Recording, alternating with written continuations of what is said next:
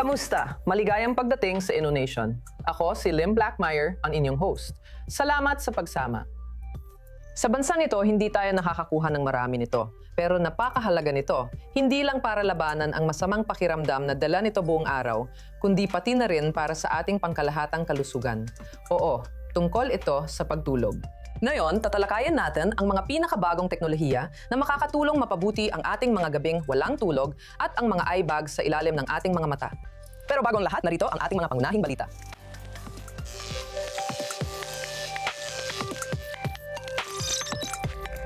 Ginagamit ang amoy bilang isang biomarker. Ito ang teknolohiyang inaasahan ng Absent Medicine ng Israel na gagamot hindi lang sa sleep apnea, kundi pati sa ibang kondisyon. Napili ang Israeli na Exodigo sa Times list ng pinaka-maimpluwensyang kumpanya sa mundo dahil sa kanilang advanced na underground mapping technology. Kinausap namin sila. Ang unang robot monghe ay naordinahan para buhayin muli ang pananampalataya ng mga Budista sa South Korea. Ilalahad namin ang detalye.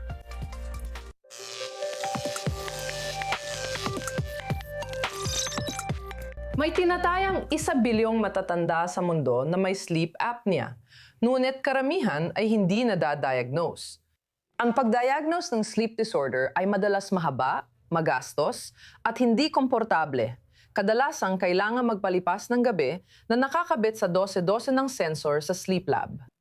Naniniwala ang mga mananaliksik mula sa Technion Institute ng Israel na makakatulong ang artificial intelligence na gawing mas mabilis, mura at mas madaling ma-access mula sa bahay ang sleep diagnostics gamit ang simpleng wearable device.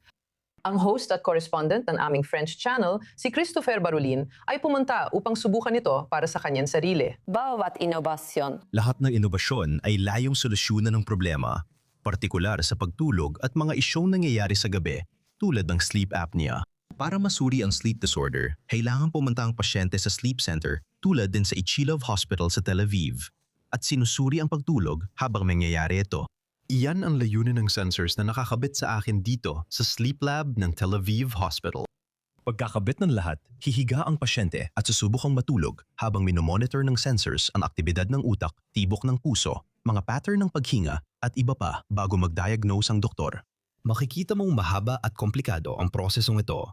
Sa ngayon, kinakabitan ng 12-12 ng sensor ang mga pasyente sa mga sleep center sa buong mundo sa ganitong pagsusuri. Komplikadong proseso ito at magastos din. Umaabot mula $1,000 hanggang $10,000 depende sa ospital. Iyan ang binabago ng Sleep AI dahil malaking issue sa kalusugan ng sleep apnea sa buong mundo. Humigit kumulang 1 bilyong matatanda ang dumaranas nito at 80% ay hindi pa na-diagnose. Sa isang napakasimpleng paraan. Ito ang mga taong paulit-ulit huminto at muling humihinga tuwing gabi. Minsan, tuluyan silang titigil sa paghinga. Malaki ang pagbaba ng kanilang oxygen na nagdudulot ng stress sa puso at maaring magdulot ng sakit sa puso at mga daluyan ng dugo. Ang mga pagkaantala ay maaring umabot ng 30 segundo bawat isa at mangyari ng 15 beses o higit pa sa gabi na seryosong panganib sa kalusugan ng pasyente. Layunin ng Sleep AI na gawing mas simple at accessible ang pagsusuri. Kaya kami ay mga mananaliksik. Kami ay mananaliksik mula sa Technion at nakabuo ng AI system na kayang suriin ang signal mula sa simpleng at komportableng pulse oximeter. Binabago ng teknolohiya namin ang mga signal na iyon tungo sa malinaw at kapakipakinabang na mga resulta para magamit ng mga doktor sa pagdiagnose at paggamot ng pasyente. Nagsasagawa kami ng sleep diagnostics, bumubuo ng buong sleep architecture at nagbibigay ng mga cardiovascular risk indicator para mas mabantayan ng mga doktor ang pasyente sa paglipas ng panahon. Sinusubukan na yon ang Sleep AI sa mga pasyente sa sleep center para patunayan ang pagiging maaasahan ng sistema. Sa ngayon, ipinakita ng teknolohiya ang 89% na accuracy sa lahat ng kaso ng sleep apnea at hanggang 79% na accuracy sa mga moderate hanggang severe na kaso. Direktang nakakonekta ang Sleep AI app sa oximeter. Simulan lang ang pagre-record, isara ang telepono at matulog. Yan lang ang kailangan isuot. At ang resulta ay kahalintulad ng makita natin sa Sleep Lab kanina. So matutulog ako gamit ito, igising sa umaga, tapos ititigil ang recording? Tama. Pagkatapos ng recording, ililipat ang data sa Sleep AI Cloud Platform at doon nito i-analyze ng aming mga modelong AI. At sa loob ng 5 minuto, natanggap na ng doktor ang ulat ng pasyente. Pamunahin ba ito para sa mga taong may hinala na may sintomas sila? O pwede rin ba itong gamitin ng mas marami? Napakagandang tanong ito. Sa simula, ang layunin ay gawing simple at madaling ma-access ang pagsusuri para sa lahat ng nangangailangan nito. Dahil sa seryosong komplikasyon ng sleep apnea, nais naming gawing karaniwang bahagi ng clinical na pagsusuri ang pagsusuring ito. Ayon sa kasalukuyang rekomendasyon, ang mga pasyenteng ooperahan gamit ang general anesthesia ay dapat masuri para sa sleep apnea. Sa totoong buhay, madalas hindi ito nangyayari. Makakatulong ang prosesong ito sa pagtukoy ng mga pasyenteng di man lang alam na maaring may sleep apnea sila.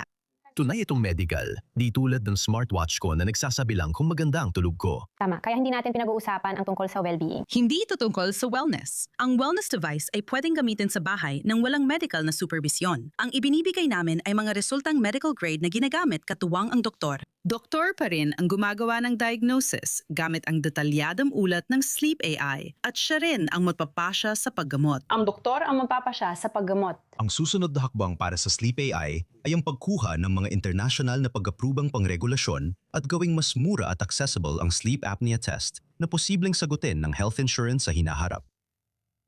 Ngayon, bukod sa screen sensor at wearable device, may ibang paraan ang kumpanyang Israeli para matulungan ang pagtulog gamit ang mga pabango o amoy.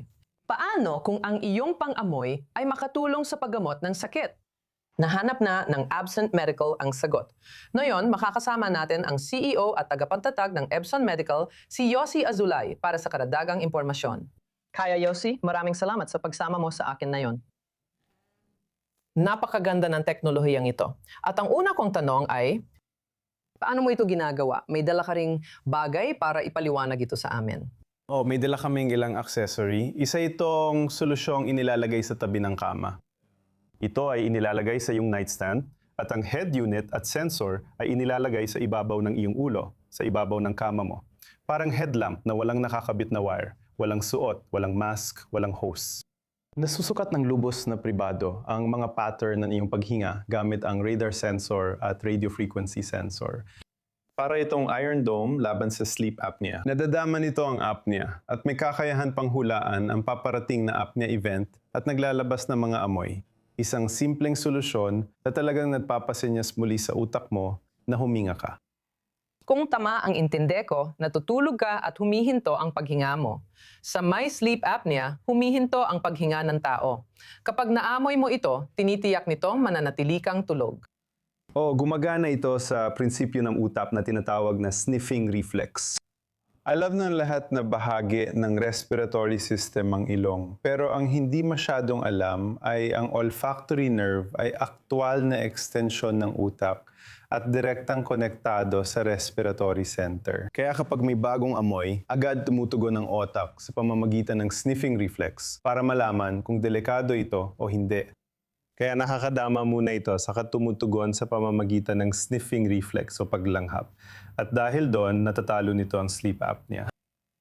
Dahil maganda at kaaya-aya ang amoy nito, hindi ito itinuturing ng utak na panganib, kaya tuloy ang tulob.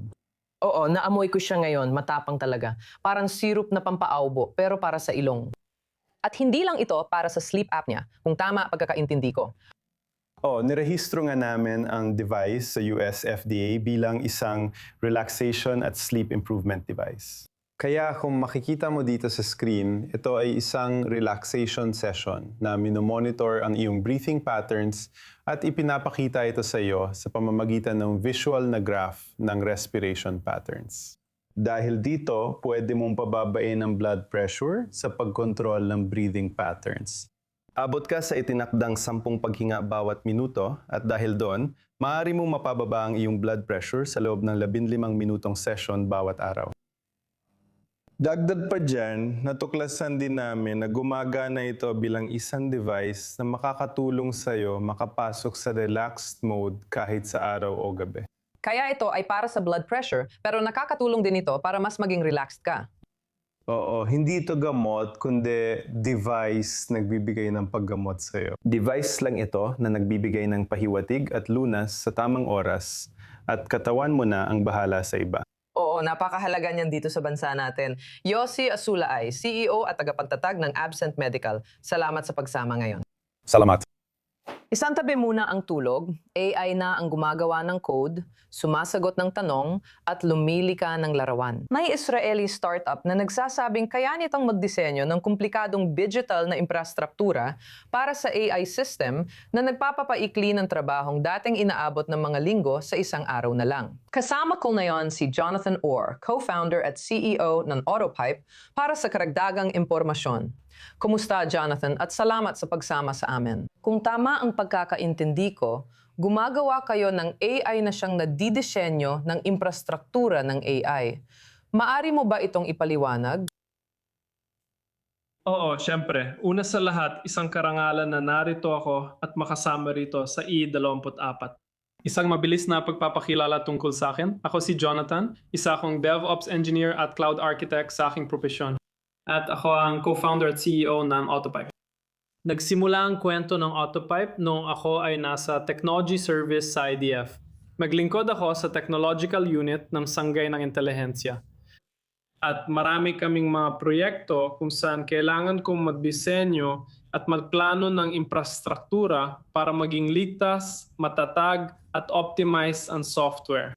At inabot kami ng matagal sa pagdisenyo dahil sa maraming pagkakamali at maling configuration. At nung panahon na yon, kasagsagan ng revolusyon ng ChatGPT. Kaya nagpasya akong gumamit ng AI. At naisipan kong itatag ang Autopipe. Tulad na sabi mo, sa Autopipe gumagawa kami ng software service na nakabatay sa mga AI agent na automatikong nagdidisenyo at nagde-deploy ng cloud infrastructure. Kaya nitong nakaraang taon, karamihan ay nakatutok sa paggawa ng apps at pagsusulat ng code gamit ang AI. Pero ang pinaka-importanteng bahagi na siyang infrastructure ay halos nakalimutan at lahat ay nakatutok lang sa paggawa ng mga aplikasyon. Pero ngayon, nakatutok na kami sa tamang paggawa ng infrastructure para tuloy-tuloy at ligtas na gumana ang mga aplikasyon. Ito ang ginagawa namin sa Autopipe. Isa itong napakagandang inisyatiba. Magandang inisyatiba ito. Ang industriya ng AI cloud infrastructure ay nakakakuha na ngayon ng maraming atensyon dahil ito na ang susunod na malaking bagay ayon sa paniniwala namin sa Autopipe. Gaano kalaking bahagi ng trabaho ng cloud architect ang kaya talagang palitan ng AI? Kaya. Mas gusto ko ang salitang palitan. Kasi alam mo na, kung magiging makatotohanan tayo, makikita natin yan. Maraming malalaking kumpanya, maraming negosyo tulad ng Amazon, Microsoft, Oracle, na yon ay nagtatanggal sila ng maraming empleyado sa industriya ng software. Halimbawa, ang Amazon ay kakakatanggal lang ng 16,000 empleyado sa larangan ng software development. At lahat ito ay dahil sa AI. Binabago ng AI ang lahat.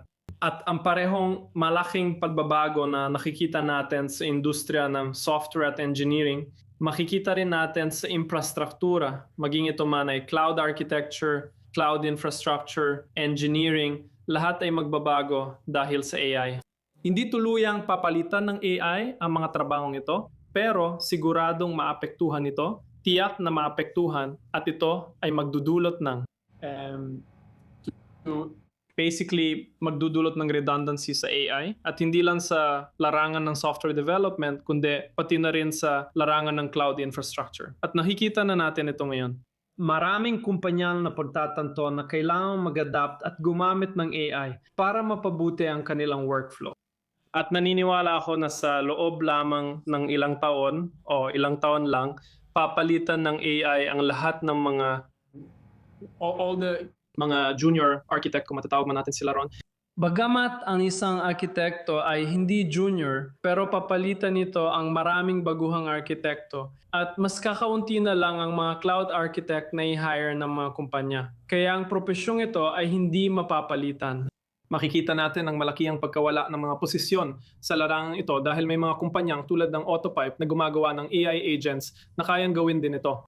Hindi lang sa loob ng ilang buwan o linggo, kundi pati sa isang araw o ilang oras lang. Nakakakuha tayo ng kumplitong detalyadong infrastruktura at handa nang i-deploy ang infrastruktura sa loob lang ng ilang oras. Ang Autopipe ay nagdudulot ng pagkawala ng mga posisyon ng mga AI engineer. Kaya sobrang excited kami na makita kung paano ito mauuwi. Salamat, Jonathan Orr, co-founder at CEO ng Autopipe. Salamat, talagang pinahalagaan ko ito. At gusto ko lang batiyan ang aming accelerator, Genesis Accelerator, na tinanggap din kami sa Lalan community. Makikita niyo na kami sa Calcutta list, kaka-publish nun namin ng artikulo tungkol sa autopipe. Salamat doon at masaya ako nandito. Ngayon, tatalakayin natin ang ibang arkitektura. Napili ang kumpanyang Israeli sa prestiyosong Times list ng pinakamaimpluwensyang kumpanya sa mundo. Nag-aalok ang Exodigo ng teknolohiyang nagmamapa ng infrastrukturang nasa ilalim ng lupa ng walang paghuhukay. Kasama ko ngayon si Omer Hamiri, Chief Product Officer ng Exodigo, para magpaliwanag. Salamat Omer sa pagdalo. Congrats din sa pagkakabanggit ng Times, nakakatuwa yon. Ikinagagalak ko na rito ko. Ikwento mo ang teknolohiyang ginagamit nyo sa underground mapping na hindi kailangan maghukay. Oo, una sa lahat, ang Exodigo ay itinatag para mabawasan ang panganib para sa buong mundo na konstruksyon, pero lalo na sa mga proyekto ng transportasyon at malalaking utility. Kapag naglalakad ka sa bayan, masasabi ko na siyam sa 10 construction sites. Kapag nadaanan mo, wala silang ginagawa. Bakit kaya ganun? Madalas tinatamaan nila ang pangunahing infrastruktura o may bagong nahuhukay. Kaya kailangan nilang bumalik sa plano. Mas malala pa, tinamaan nila ang pangunahing infrastruktura. Pagkatapos, kailangan pa nilang magplano ulit kung saan ililipat ito at makipag-ugnayan sa may-ari, lungsod at 12-12 ng otoridad. Kung ako'y nagpaplano ng tulay at gusto kong maglagay ng pundasyon sa isang lugar, matapos ang 3 hanggang 5 taon ng pagpaplano, nasa aktwal na konstruksyon na ako. Yung engineering firm na nagdisenyo ng tulay ay matagal nang wala at ako na ang nasa site. Minsan, nagbabayad ako ng daan-daan o $1,000,000 bawat araw. Ngayon, sabihin nating nasira ko ang pangunahing linya ng imburnal o naputol ang fiber optic na internet sa buong Tel Aviv. Maaari maantala tayo ng 3 hanggang 5 taon o tuluyang matigil ang konstruksyon. Kaya ang ginagawa namin para mabawasan ang panganib na yan, pumupunta kami sa pinakaunang yugto ng proyekto, tulad ng sa simula pa lang ng pagpaplano. At pumupunta kami sa aktwal na lugar, hindi lang sa opisina, kundi sa mismong field. At ginagamit namin halos lahat ng posibleng pisika para matukoy ang mga utility sa ilalim ng lupa. Lahat ng uri ng pisika, mula sa visual, electromagnetic, GPR o ground penetrating radar, magnetic at lahat pa ng iba pang mga bagay na yon. Pupunta kami sa field at nagsisimula kami ng walang paunang palagay. Hindi namin alam kung ano ang nandoon. Inimapa namin lahat tapos bumabalik sa opisina para gumawa ng 3D model. At pagkatapos, ibinibigay namin ang mapa na yon, ang utility map, sa ahensya ng pagpaplano sa mga ininyero. At maaari na lang nilang planuhin ang tulay na binabanggit ko, ilagay ang pundasyon ng 3 talampakan sa kanan at maiwasan ng 5 taong sakuna. Kaya tungkol ito sa lupa. Tinetesting mo ang lupa para malaman kung pwede ba ito o hindi. Oo, nagsimula kami mga 5 taon na nakalipas. Ang AI nun para sa utilities bago pa ito sumikat at naging uso tulad ngayon. Sa utilities lang muna kami nagsimula. Ibinibigay namin sa mga inhinyero ang lahat ng impormasyon, pati 3D na mapa na nagpapakita ng lahat ng infrastruktura na parang walang lupa. Pagkatapos, pwede mo nang pagdesisyonan kung ano ang gusto mong ilipat at kung saan mo gustong ilagay ang pundasyon mo at iba pa. Kamakailan, sumabak na rin kami sa geotech. Ngayon, bukod sa pagtukoy ng mga utility gaya ng linya ng imburnal at kuryente, kaya na rin naming magbigay ng mapa ng mga layer ng lupa. Hindi ka lang basta gagalaw sa espasyo, pwede mo ring ilagay ang pundasyon mo kung saan may matigas na batuhan. Dapat matibay ang pundasyon mo kaya pwede mo hukayin ng mga 2 talampakan pababa para umabot sa matigas na lupa. Baka alam mo na may buhangin doon at gusto mo itong iwasan. Sa madaling salita, ang impormasyong ito tungkol sa lupa at geotech kasama ng utility info ay nagbibigay daan para sa standard talaga ang engineering. Kapag kumpleto ang datos, hindi na mahirap gawin. Inhinjero rin ako. Ang problema sa civil engineer ay wala kang alam. Pupunta ka sa site, kakaunti lang ang impormasyon mo at karamihan dito ay hindi tama. Pag nakuha mo na ang lupa at utilities, yun na ang pinakamalaking hindi alam sa konstruksyon. Kapag nakuha mo na ang impormasyong yun, Nababawasan mo ang mga panganib ng napakalaki minsan. At gumagana ito para sa lahat. Pwede mo itong gamitin sa mga gusali, pwede sa mga linya ng imburnal, pwede kang gumawa ng mga tram. Hindi talaga mahalaga kung ano ang proyekto. Oo, karamihan sa mga kasalukuyan naming kliyente sa US ay nasa transportasyon at mga utility. Ang pagtatayo ng bahay sa kalahati o 1/3 acre ay di naman kalakihan. Pero kapag nagplano ka na ng gaya ng California High-Speed Rail na umaabot ng 10-10 o daan-daang milya, sigurado madadaanan mo ang 12-12 ng daan-daang linya ng utility sa daraanan. Nagiging malaking problema ito, pero kung bahay lang ang itatayo, hindi ito kalakihan ng issue. Pwede kang maghukay ng dahan-dahan at makita ang mga ayaw mo makita. Kaya para ito sa mas malalaking proyekto. Kadalasan ito ay para sa highway, data center, o real estate trend. Yan ang mga pangunahing lalangan. Talagang kahanga-hangang teknolohiya ito at nararapat mapasama sa Times. Salamat Omer Hamiri, Chief Product Officer ng Exotico, sa pagsama sa amin. Salamat din. Ngayon, lilipat naman tayo sa mga drone. Pero hindi yung mga gumigising sa atin sa kalagitnaan ng gabi na may kasamang sirena, kundi yung mga magdadala ng kargamento diretso sa inyong pintuan. Oo, tama ang narinig ninyo. Narito na ang hinaharap. Nagsimula na ito sa New York, kung saan ang Port Authority ay nagti-trial flight para mapabilis ang delivery ng package sa inyong bahay. Nag-uulat si Joe Brown. Ibon ba o eroplano? Hindi, scalpel ito. Sinusubukan ng New York Ports Authority ang paggamit ng mga drone para magdala ng kargamento mula Manhattan papuntang Brooklyn at pabalik. Sa ngayon, para lang ito sa mga di-critical at di-delikadong gamit medikal. Pero kung magtagumpay, paralawakin nila ang kapasidad para sa iba pa. At sa papel, talagang may sasay ito. Kadalasan, ang mga kargamento ay dinadala sa kotse at tumatagal ng 45 minuto ang biyahe na nagpapalala sa matinding trapiko sa New York. Pero gamit ang mga drone, hindi lang ito eco-friendly, napaka-epesyente rin. 4 na minuto lang ang biyahe.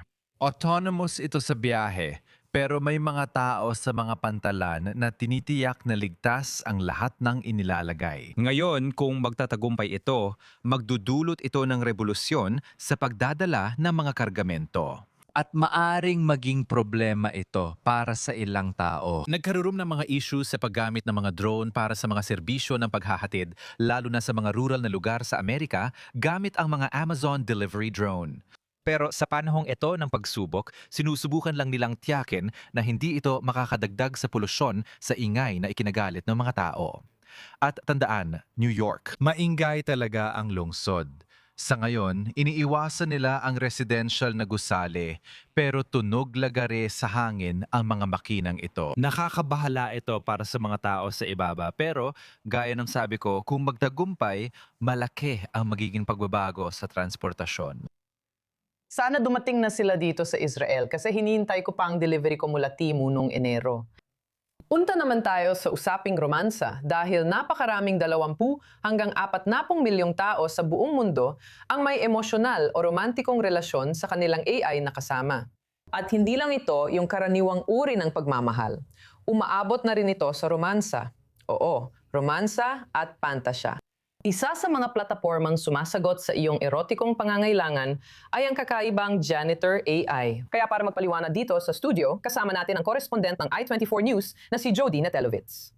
Jody, salamat sa pagsama. Ano ito? Kaya kailangan kong gumawa ng account, syempre. Oo, syempre. Para sa layunin ng pananaliksik, Kung nanonood ang tatay ko, oo, wala ka nito dati. Hindi, wala talaga ako nito noon. Sigurado ako.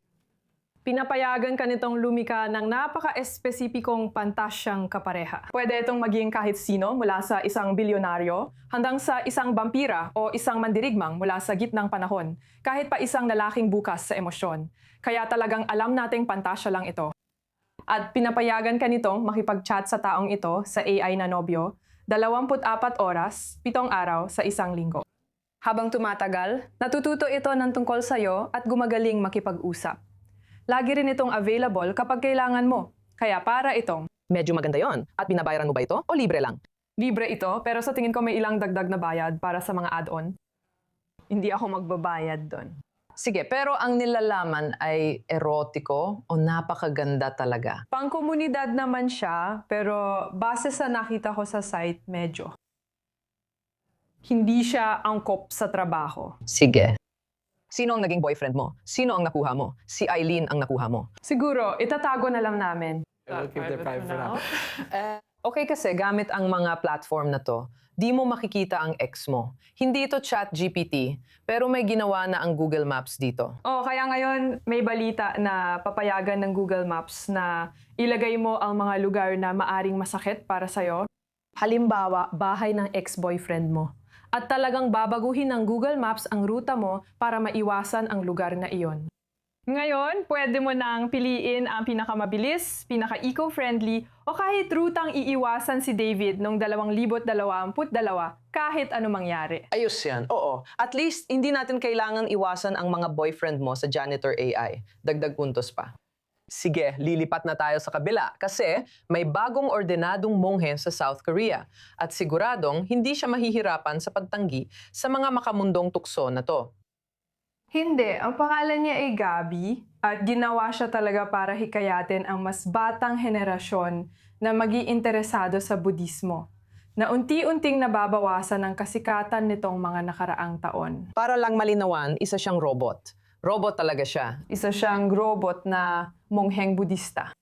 Kaya siguro yun na ang hinaharap. Inihatid ka ng AI boyfriend mo sa templo gamit ang self-driving na kotse matapos umiwas sa bahay ng ex mo. Kamangha-mangha ang hinaharap at kung ano ang naghihintay para sa atin. Jody Netanovitz, maraming salamat sa pagsama sa amin na yon. Salamat din. At iyan lang ang oras na meron tayo para sa araw na ito. Ako ang inyong host, Lynn Blockmeyer. Samahan niyo kami muli sa susunod na linggo para sa panibagong episode ng Innovation. Maraming salamat sa panonood at magkaroon kayo ng magandang araw saan man kayo naroroon.